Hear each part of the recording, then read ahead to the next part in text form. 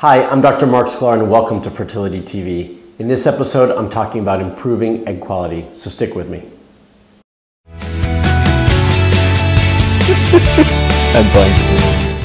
Hi, I'm Dr. Marc Sklar and welcome back to Fertility TV. I get requests to work with me from patients from all over the world, and if you're interested in working with me or looking at one of my online programs, then click on this little eye right here and it will give you all the information you need.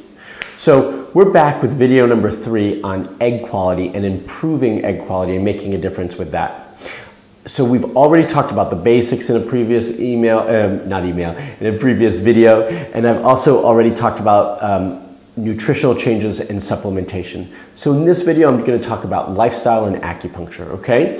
So first thing with lifestyle is going to be exercise. Why is exercise so important and what can it do? Well, one is we know that from tons of research on almost any health condition that exercise is essential just for overall health, right? Providing enough blood circulation and nourishment throughout the body, keeping our muscles functioning properly, and keeping our cardiovascular system functioning properly.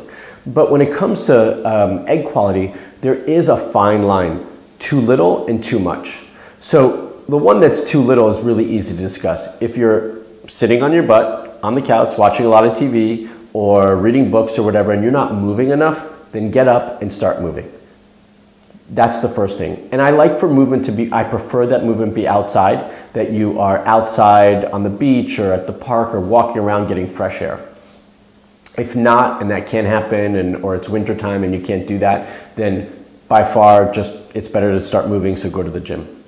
But if you're one of those people who work out a lot, extreme exercise, you thrive on exercise, then I do think that we need to pull back a little bit. We need to find other ways for you to de-stress that's not exercise, and we need to find ways for you to exercise, but that's not overdoing it. So the CrossFit, the extreme interval exercising and so forth, I think those need to be scaled back a bit.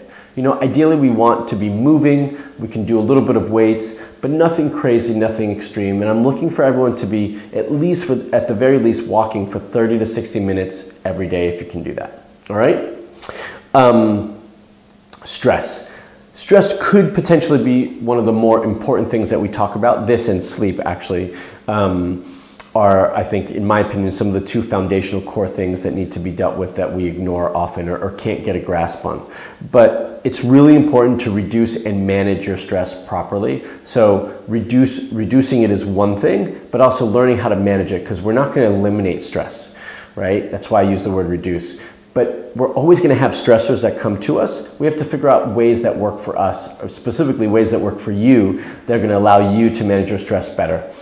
The one thing that I keep coming back to for patients is finding hobbies that you like to do. Hobbies that make you kind of delve into that specific thing and forget about the world around you.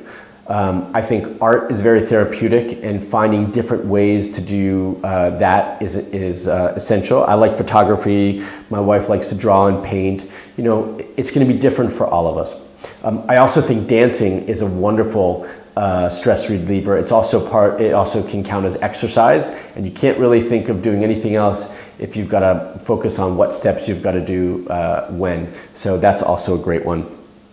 And stress really does affect our adrenals and hence our pituitary and with that egg quality. And there's plenty of research that shows that. So it's really something that's important for us to get a handle of. Sleep, as I said, could be either 1 or 2 with stress is the more important things that we do. So some of the key things, because we get less and less sleep with every year as a culture, as a civilization, we need to make sure that we're getting at least 7 to 8 hours of sleep. That's first. And then it's good quality sleep, that we're not breaking up and waking up throughout the whole time.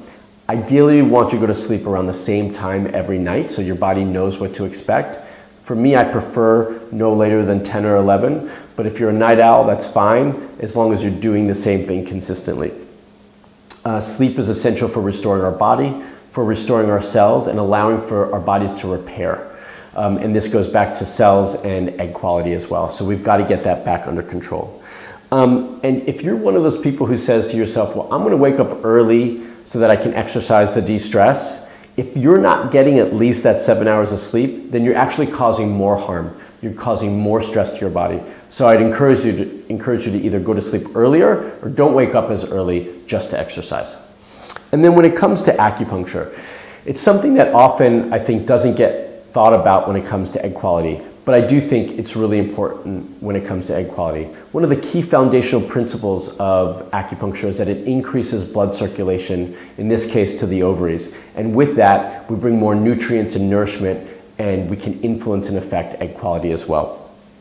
If you're having an irregular menstrual cycle, then acupuncture is awesome at regulating that. And if you're not having enough vaginal mucus or vaginal moisture, acupuncture is also good for that, which is key for conception and getting the sperm to where it needs to go. And lastly, with all of these things, it's about making incremental changes, okay? We want to pick the areas that we think are more important for us to start with and then layer the rest onto it and start to see overall change. But egg quality is not going to be something that changes in a day, a week, or a month. Follicular genesis, at minimum, needs about 3 to 4 months to be affected. And so you want to start to put all of these things into effect with enough time and give yourself enough time so that you can see the results that you want to see in the egg quality that you hope to change. So I hope you found these videos useful. If you liked this video, then give me a thumbs up. Subscribe to my YouTube channel to find out more information about when my next videos are coming up. And if you want more information on what I just spoke about in this video and the 2 others that preceded it, then click on the link below in the description that will take you to my blog post, which has the links to all 3 videos and everything else that you need right there. Until my next video.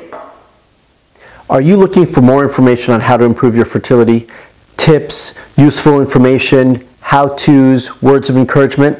Then you need to be part of my community. You can sign up for my newsletter right here.